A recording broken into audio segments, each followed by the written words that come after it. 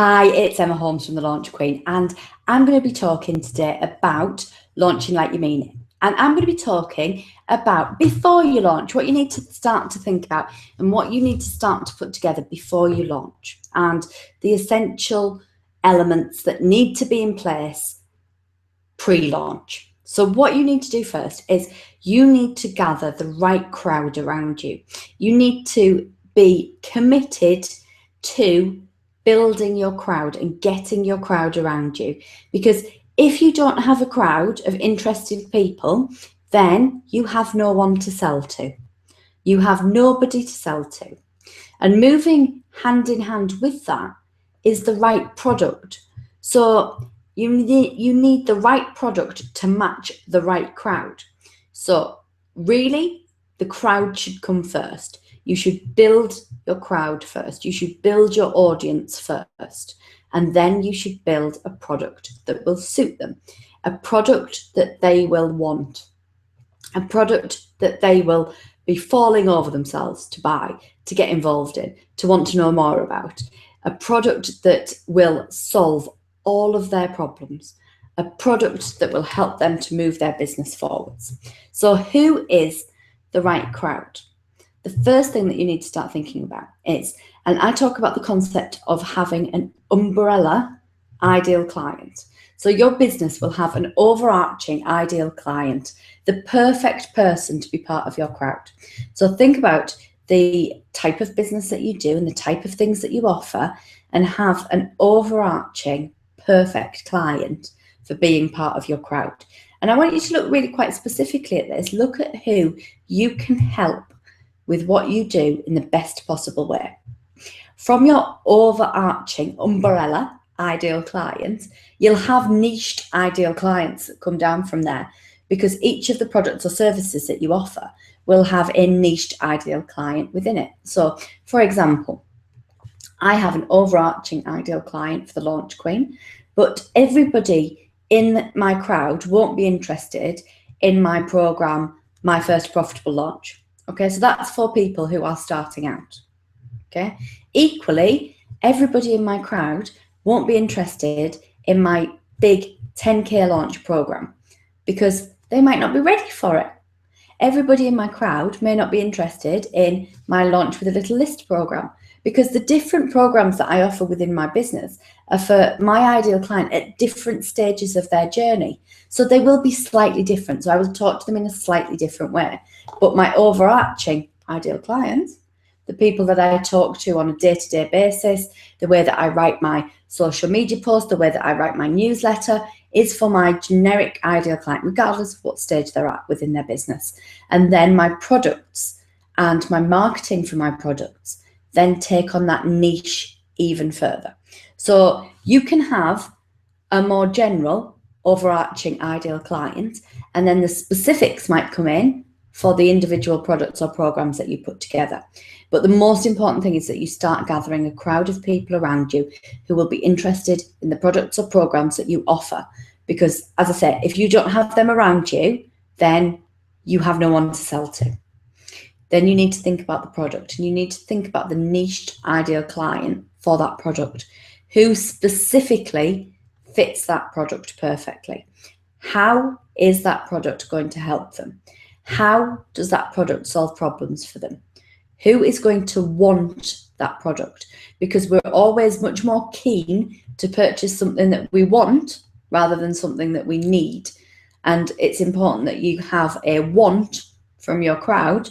So it's often referred to as, sell them what they want and then give them what they need.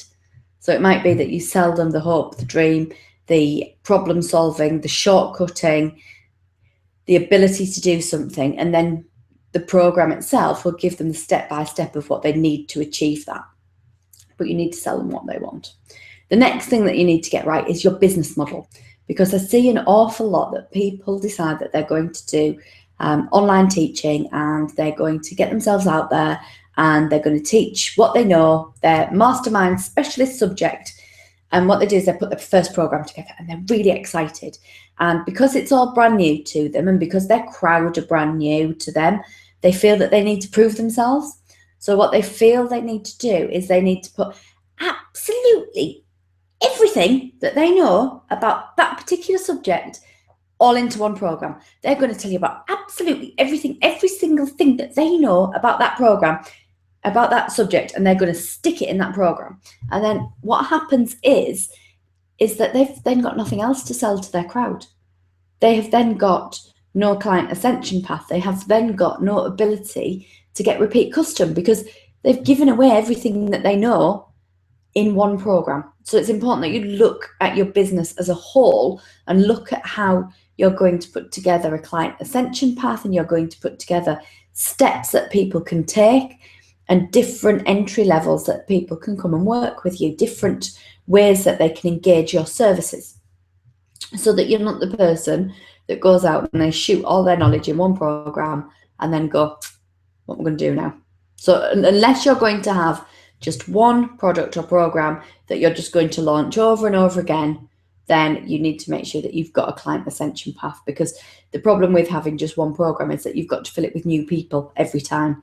So you don't get that repeat custom, and you don't get that customer loyalty and that ability to upsell to your crowd. And then the other thing that you need is the right strategy. So you need to have the right marketing, the right launch plans, the right free list building strategy, the right Facebook strategy, the right Twitter strategy that will suit the growth of your business and will suit ultimately the launch of the program that you're going to put together. And it's about making sure that you don't do yourself down, really, and that you don't do yourself an injustice, because you work on all of the other elements of your business and then you don't really know what to do. You don't really know how to get your program out there. You don't really know how to launch it. You're not sure as to what the right steps should be, and you just kind of wing it. And a lot of my clients, before they work with me, have just gone out there and they've winged it. They've really winged it, and they haven't had the returns that they wanted for the investment that they put in place for their marketing and also for the programs that they ran. I've had one lady who launched her program and got no sign-ups at all.